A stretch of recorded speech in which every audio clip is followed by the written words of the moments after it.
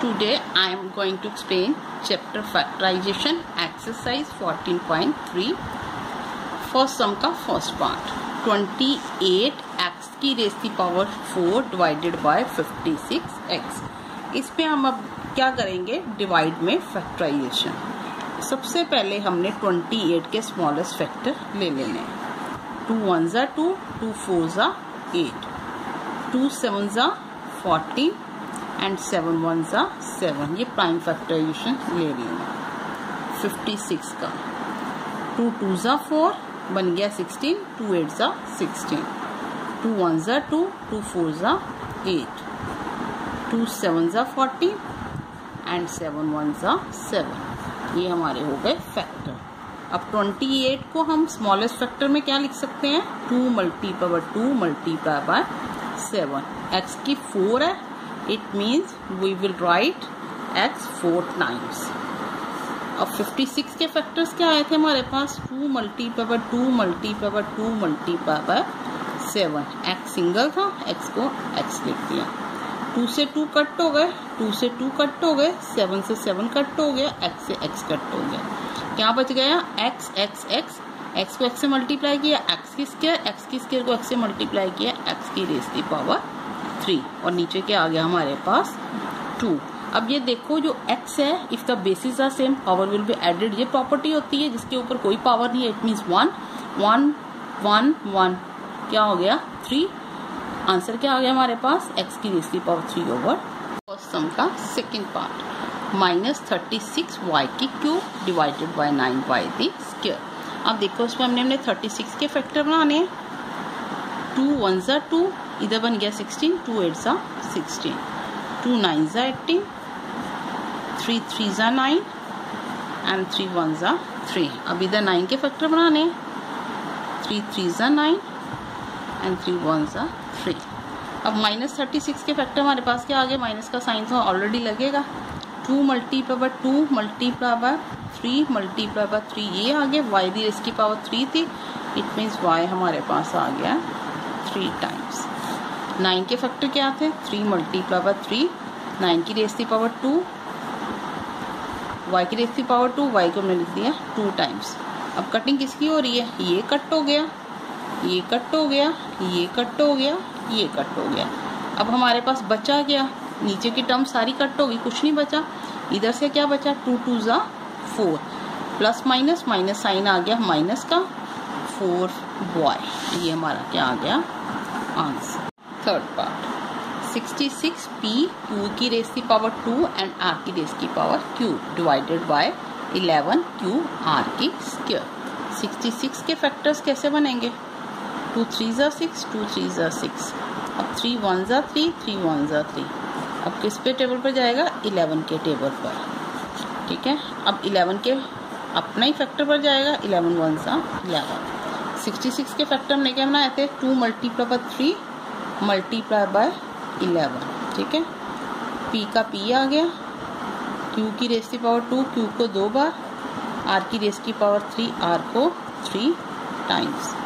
11 वैसे ही लिख देंगे, q की एक टर्म थी एंड r की 2 टर्म्स थी। कटिंग क्या हो रही है, 11 से 11 कट हो गया, q से q कट हो गया, ये r से ये r कट हो गया, ये r से ये r कट हो गया।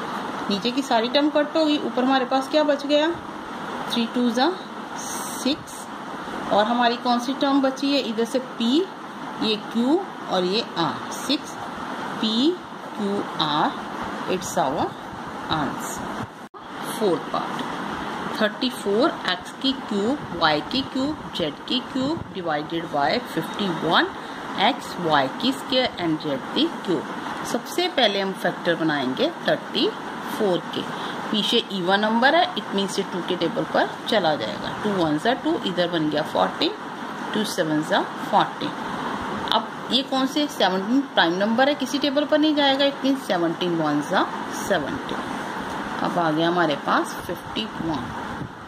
51 कौन से टेबल पर जाएगा, अगर हम 3 के टेबल पे, इसकी प्रॉपर्टी होती है, अगर हमने चेक करना है 3 के टेबल पर जाता है कि नहीं, 1 और 5 इन दोनों को प्लस कर देंगे। 6 को अगर 3 से डिवाइड करें हो जाता है, इट मीन्स ये 3 पर चला जाएगा। 3 1 जा 3, इधर बन गया 21, 3 7 जा 21। इसके फर्दर फैक्टर 17 ही बनेगा। 17 1 जा 17। ये आ गया हमारे पास फैक्टर्स 34 का 2 मल्टीप्लाई बाय 17। एक्स की टर्म 3 थी, वाई की टर्म भी हमारे पास 3 है, 3 टाइम हम वाई लिख देंगे। जेड की भी 3 है, जेड को भी हम 3 टाइम्स लिखेंगे। आगे आ गया हमारे पास 51 के फैक्टर क्या बने, 3 मल्टीप्लाई बाय 17। एक्स का एक्स, वाई 2 टाइम्स है और जेड हमारे पास 3 टाइम्स। अब कटिंग देखो किसकी हो रही, 17 कट हो गया, एक्स कट हो गया और एक्स नीचे नहीं है, इसको छोड़ देंगे। वाई 2 कट होंगे, 2 कट कर दिए।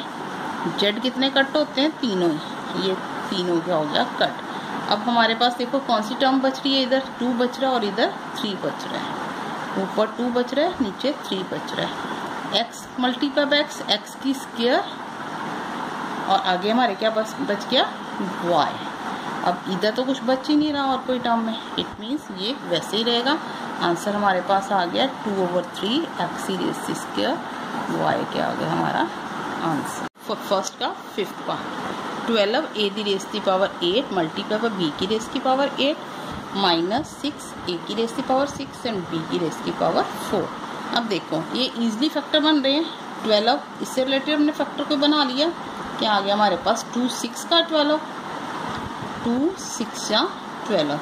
अगर हम इसको ऐसे ही करें, अब हमें समझ लग रही है, ए की 8 को हमने ऐसे लिख दिया, बी की 8 को हमने ऐसे लिख दिया। माइनस 6 ए की रेज़ की पावर 6 मल्टीप्लाई बाय बी की रेज़ की पावर 4। अब देखो ये 6 काटा गया, माइनस हमारे पास बच रहा है इधर से और इधर से हमारा अगर 6 ऊपर चला गया। अब देखो नीचे की डिवाइड की टर्म ऊपर चले जाती है तो क्या हो जाती है, माइनस की। ये माइनस ऊपर आ गया। अब ए की रेज़ की पावर 8 है, अगर हम डिवाइड हो ऊपर आकर क्या हो जाता है, माइनस। मल्टीप्लाई बाय बी की रेज़ की पावर 8 डिवाइड है तो ऊपर आके क्या आ जाएगा।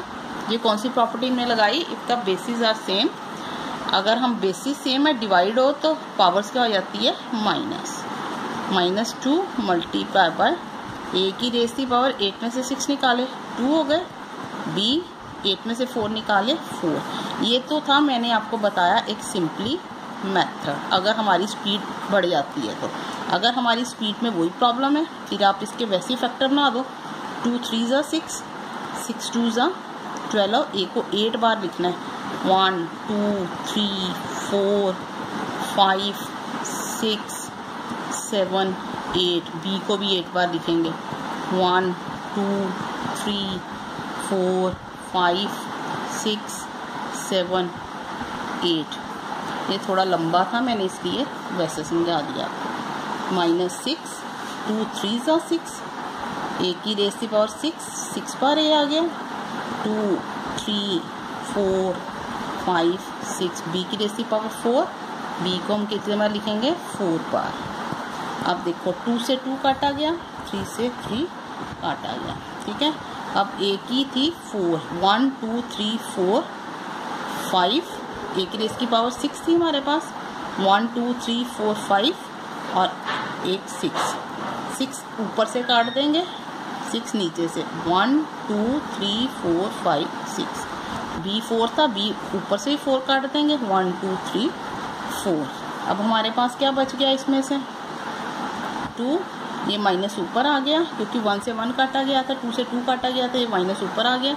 अब हमारे पास क्या रह गया, ए की रेज़ की पावर कितनी बच गई, ऊपर 2 और बी की रेज़ की पावर कितनी बच गई हमारे पास, बी की 4। ये क्या था हमारा आंसर। मैंने दोनों मेथड्स आपको बता दी।